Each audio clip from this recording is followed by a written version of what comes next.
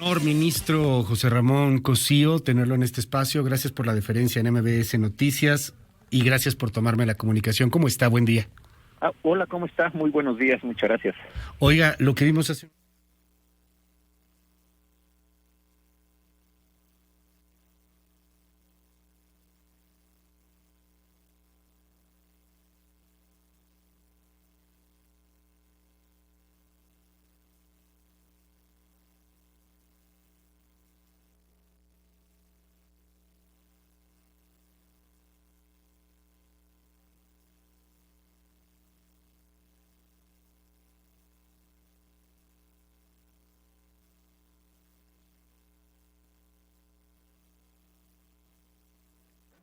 Tiempo, nada de que fue rapidísima ni exorbitada ni nada, suspendió la aplicación de la ley y me parece que el modo de combatir esa decisión del juez era mediante los recursos de queja que prevé la ley de amparo.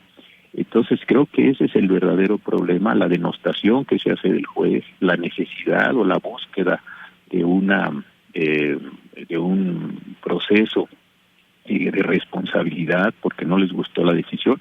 Creo que ese es el verdadero problema. Ahora, en segundo lugar, ya pasando a mi persona, pues insisto, yo creo que yo ahí en todo este juego soy un distractor. Sí, y que tiene que ver que van a abrir un proceso contra el juez Gómez Fierro y yo aparezco en una carta que le manda el presidente de la República al presidente de la Corte, además con un señalamiento muy puntual de mis votos, por lo demás bastante equivocado, hay que decirlo, pero en fin, esa es una cuestión de quien le hizo la tarjeta al presidente. Entonces creo que ahí hay problemas pues mucho más serios que simplemente las denostaciones particulares. Creo que es lo que estamos aquí discutiendo en el fondo es la condición del Estado de Derecho, la condición de la independencia judicial, claro, la condición de cómo, como sociedad, como Poder Judicial, podemos ser capaces de mantener o garantizar la independencia de los propios jueces. Déjeme hacerle una pregunta. Por Estamos favor. platicando con el exministro José Ramón Cosío. El presidente se sorprende en torno a que no se haya otorgado la protección de la justicia federal solamente al quejoso, sino que este se haga extensivo y lo manifiesta ahí de manera pública en la mañanera. Hay que recordar que hay una nueva ley de amparo, que el asunto es muchísimo más complejo de lo que podría considerarse en materia jurídica. ¿Cómo ve esta inquietud particularmente desde el punto de vista inclusive hasta un tanto técnico del presidente López Obrador? Mire, yo creo que el presidente tiene todo el derecho a tener una inquietud técnica, inclusive creo que está en todo su derecho de no compartir la decisión del juez, pero él precisamente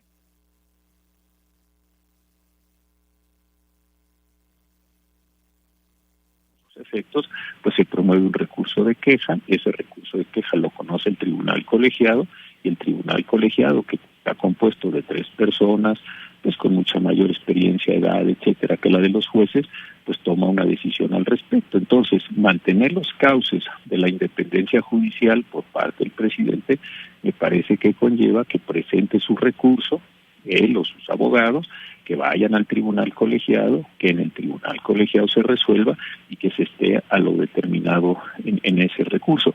Pero sacar de sede judicial la condición del juez para llevarla a un tema de responsabilidad, y ese tema de responsabilidad no discutirlo en el Consejo, sino discutirlo públicamente en una especie de plaza pública, pues creo que no es lo más adecuado para mantener la independencia de los jueces, para mantener la autonomía en general del Poder Judicial, y ese me parece que es el verdadero problema que estamos aquí discutiendo. Este asunto terminará por llegar seguramente a la Suprema Corte de Justicia de la Nación y entiendo que cada caso es único, tiene sus propias aristas. Sin embargo, recordando un poco lo que sucedió en la consulta, José Ramón Cosío, en esta respuesta que daba la Corte al presidente, algo que pues algunos expertos han llamado algo así como darle por su lado, podríamos estarnos enfrentando ante un tema en donde es la Corte este último polo de poder preservar un Estado de Derecho en un país en donde para algunos comienza a convertirse en el país de un solo hombre. Mire, efectivamente la preocupación que muchas personas tienen o tenemos es cuál va a ser la condición final de la Suprema Corte en los muchísimos procesos que se están presentando. Hasta ahora la Corte no ha resuelto una gran cantidad de asuntos importantes que están allí puestos, lo que tiene que ver precisamente con las leyes de armas de uso de la fuerza, con lo que tiene que ver con sueldos y salarios, y una gran cantidad de asuntos que están pendientes de resolverse en la Corte.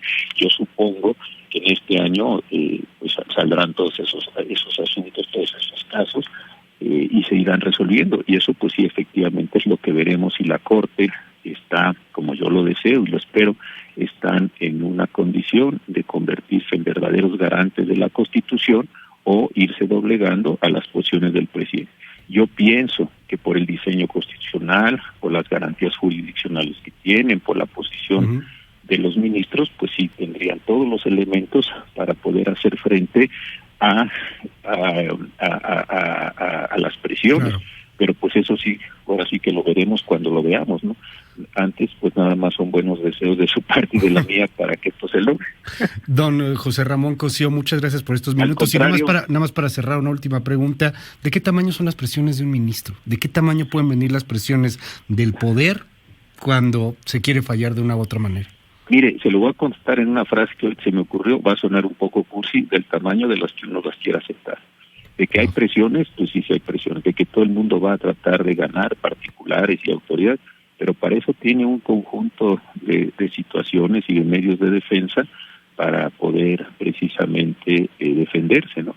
Eso me parece que cada quien se deja presionar tanto como quiere dejarse presionar, pero de que son muchas y son muchas. Le aprecio estos minutos, ministro José Ramón Cosío. Al contrario, muchas gracias, don Luis. Muy buenos días. Gracias y gracias por la deferencia aquí en MBS Noticias.